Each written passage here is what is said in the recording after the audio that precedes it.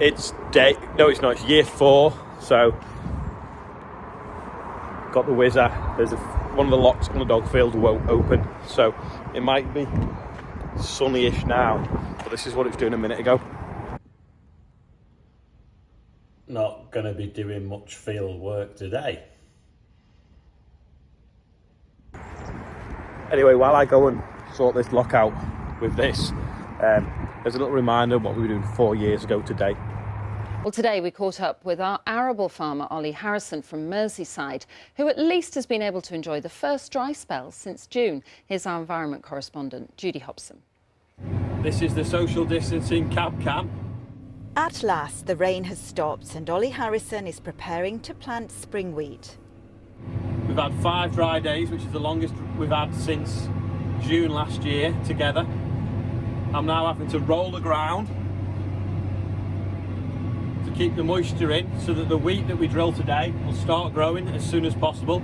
This is what his fields looked like 2 weeks ago, after months of rain, which ruined his winter crops. We're putting spring crops in now, so they don't yield anywhere near what a winter crop would, because they don't have as long a growing season. If you drilled it in September last year and then harvested it the following August, it's had a lot longer in the ground, more chance of it to grow and yield higher. So we'll have smaller piles in the sheds for next year, really. Due to the need for social distancing, we decided to interview Ollie via a laptop. Talking of the coronavirus, Ollie, how is that affecting your business at the moment? We're having to take extra precautions with machinery and tractors and stuff, so no one's swapping tractors at the moment now. We're all staying on the same one, and it's having a bit of a knock-on effect to some of the supplies that we get in, so we're having to order tractor fuel well in advance and machinery parts and different things like that. Some farming sectors are worried about a shortage of skilled labour, but Ollie Harrison thinks it won't be a problem on this farm. If we have any staff that will have to isolate, it shouldn't be too difficult to replace them, because there's so many other people looking for work at the moment. Even people that have worked for me in the past have been ringing and texting saying, I've been laid up, have you got any work going? This is an industry where mental health is already a concern. Is coronavirus something that you can foresee being problematic for farmers and their mental health? Social interaction is massively good for your mental health, and with what's going on now, people have to stay in and keep away from people. It could be really bad. This is my isolation pod now for the next few weeks, along with every other farmer in the northwest in the tractor cab, making sure we can get things in the ground that we can harvest this summer. Judy Hobson, BBC Northwest Tonight, Tarbert Green. So what do you think about that? Last year it was dry and we were trying to keep moisture in, and it had rained since June. Pretty similar story this year, apart from if you look at the weather here, it's going to rain now for the next 10 days. Anyway, I've got them people into the dog field. Turns out they had the thing upside down for the lock, so they were just reading it wrong. Anyway, I'm going to show you this. This is the Skyfall wheat that we drilled just over 2 weeks ago, 15 days ago, because I'm quite pleased, to be honest. If you look, we've got little rows of it coming up. So, still some puddles, but yeah, it's growing. So hopefully it's going to bounce out the floor. As soon as it stops being windy, we'll get some fertiliser on it, so it grows quickly, bushes out, and hopefully yields well. You can see a little bit behind the gate where it's not been drilled quite as deep. See the rows a bit better there, so I'll show you that. Yeah, I don't know, you can see it better here actually. But yeah, there's the rows there disappearing off. Now, if it wasn't for that Quadrac, we wouldn't have been able to do that. So Quadrac's definitely earning its keep already. As you can see, the yard is wet through. Puddles for evidence. The wind has been really bad all day. It has just started to drop now. Not really enough to go spraying, and it's getting quite late in the day. But I'm gonna go and try and work some ground. Mainly because the code we put in the GPS of the day wasn't working properly. So I'm gonna try putting the new code in. See if that makes a difference. Sorry, not the new code. Change the setting. I'll try it on a field, and if it's good enough, we'll work the whole field. But But yeah, we wanted to go and do a block of 100 acres. It's not near the yard today, but it just didn't happen because it was so wet this morning, and it needs spraying off as well. It's quite wet, this field in places, but it's properly panned in the top. So get some air into it now. It's probably going to rain tomorrow. You can see how wet it is here as well. This is the one that the council's supposed to be coming out to meet me about. We'll rip it up. Hopefully if we get some wind on it, it'll dry out. It's working hard, 89 litres an hour. Oh, go up a gear actually. Pulling it up nice though. Got a lot of surface area to it now, so it should dry a lot quicker. For some reason the GPS is beeping at me. Don't know why. Down in here. See the difference it's doing? It's going to look like a barcode when I'm finished. I've just jumped off to show you what I'm doing. So the top is kind of a bit slimy. See? Just barely even cutting in. Got the discs on the front now, cutting up. Not a lot to cut up, to be honest. I've lifted it up so you can see, and we've got the legs ripping and loosening. So there's a few sets of legs.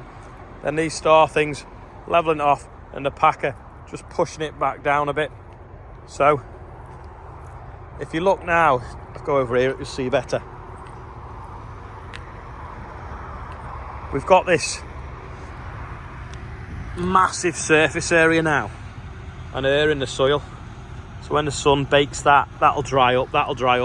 Whereas now, when it's like this, it's completely flat, non-porous. When it rains, it's just staying on the top because there's nothing growing in it. Now this was drilled with winter barley. That's about the sum total of everything in the field that grew. Just absolutely awful, completely pretty much bare. So now it is going to rain. There's a chance of about 5 mil of rain tomorrow, but if it landed on the top, it's just not going anywhere. It's going slippy, but at least now it can take it in because we've completely loosened it and we've lifted the soil. But it's all about surface area, so the wind catches it and dries it out. Amazing day now to what it was before. I set the camera up to get an action shot, and probably a little bit too close. There it is.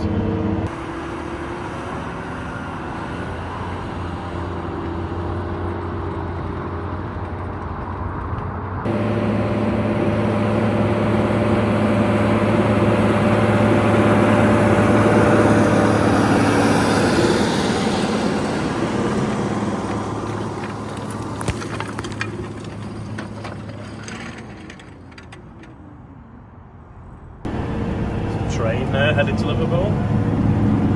Jumped off because I found some treasure. It's an old sumo leg with a foot on it, a good foot. Good job I found it with something with tracks, not something with tyres. Let's just do some damage that, won't it? When you look at the size of it. Especially if it's pointed up like that. It's in the glass, but I worked every other row over to the railway, then I'm working my way back now.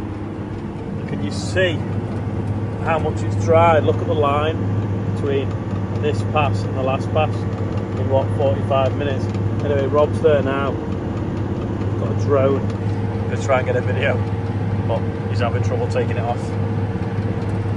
Then I've got that wet bit to do over there where it floods. So I'll just keep going as much as I can and see what I can get done. I'll probably just work it in with the headland though. So easy with GPS. This is just proper wet here. You see the track spinning. So I'm just lifting up the machine just so that we can get through it without getting stuck. The machine's actually completely out the ground now. It's still saturated. Hopefully we can get the council out this week to look at this. It's really annoying, that reflection, isn't it? You need to keep the phone high. I'll drop it back in now. Hopefully keep moving now. We're on a dry a bit, but I'll only be able to do probably another pass and then I'll be in the wet again.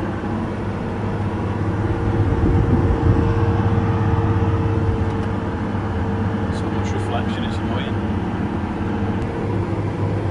Quite high, that train track, isn't it? It's kind of like opposite my shoulder.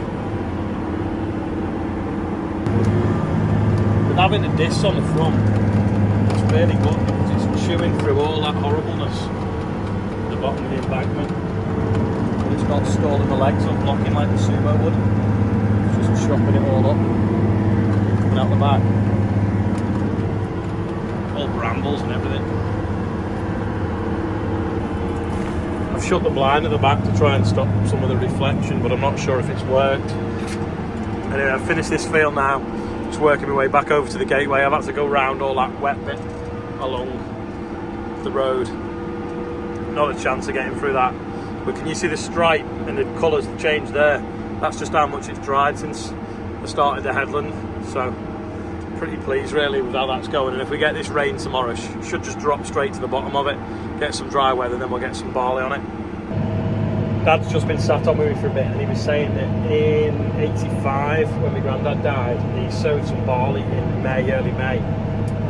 He said it'll never come to anything. Anyway, sadly he died by harvest, but it yielded better than some of the stuff that was put in February and March. I mean, it only did just over 2 tons, so not breaking any records, but fingers crossed we'll get a growing season like that eventually. I've just gone up to the next field now. I've done every other pass. A bit wet when we sprayed it off. You can see sort of the wheelings there. I'm just getting to the end and just easing up where it's a bit sticky, keep me moving. And then I've been trying to dive it in to break it up a bit. So, but what's nice is when I turn at the end, the last thing in this field was the combine and the drill. So I've got wheelings laid out from where I've been before. The combine went down there and the drill did. So I just turn in now, press the auto button, that takes over, and rev it up, drop the cultivator down, and off we go. So another 2 passes, then I'll work my way back that way, do all the intermediates, and do the headland. I've only been here 20 minutes, so it's only 10 acres, but I've got through it. Just on the headland. See it? No, not very easy. So a willow tree and a branch bounced off the exhaust and flew onto the mirror quick, smashed the mirror against the door, it shattered the bottom and the top. Really annoying. There's the offending branch. Did actually snap off and land on the wood guard. The light, sorry. Not particularly thick, but it was springing. That is the problem with this, because it's so high up, you sort of hit another level of branches. Last pass of the day. Yes, despite an awful start, ended up with a couple of hours this afternoon, been able to do something. It'd be really nice though to see that machine working in actual proper conditions, instead of using it to just dry land out. Unless the weather changes, I don't think we're going to get it this week. Gone really damp now. You see the tracks steaming. There's no real heat in them, but it's obviously just a bit more than the air temperature. See a bit of steam coming off because it's nearly dusk. Anyway, I'm gonna go and find a baitman and do the birthdays. Actually, I don't need the baitman because Charlie Cameron is 48 and Steve Spud is 38 and Isabel Foxley Pitt is 2. So dead easy today. Didn't need to write anything down, even though I have got the marker pen with me. And also it's 4 years as well of doing the videos, so thank you very much to everyone that's watching. It really helps with people watching, clicking likes, sharing, and also it means that we can have some cool toys on the farm as well. So much needed income stream in difficult times on the farm. So thanks again for watching. Really do appreciate it. Someone has sent a cake. I'm going to go and show you it now. Looks like someone's cleaned the car. While I'm going to do that though, we've not done it for ages. This morning, 70%, rubbish day, wet, windy, whatever. 90 now, I've got some work done. Let us know how you are. Answer us a percent. Not done it for ages. You can also go and watch the day 3 of the Combine Challenge. I uploaded that this morning. You can go and watch that. But first, let's look at this cake. Some of you might have... Clara's jumping up and down. Some of you might have seen it this morning on the live, but look at that amazing cake. I think it's someone in Ireland, we think, that might have sent it. What are you doing? You got the cough? Look at the tractors on it. So it's anonymous, but Ian worked out. So thank you very much, whoever sent that. James is going to eat it in a bit after he tidies himself up. So thanks everyone, and I'll see you all tomorrow.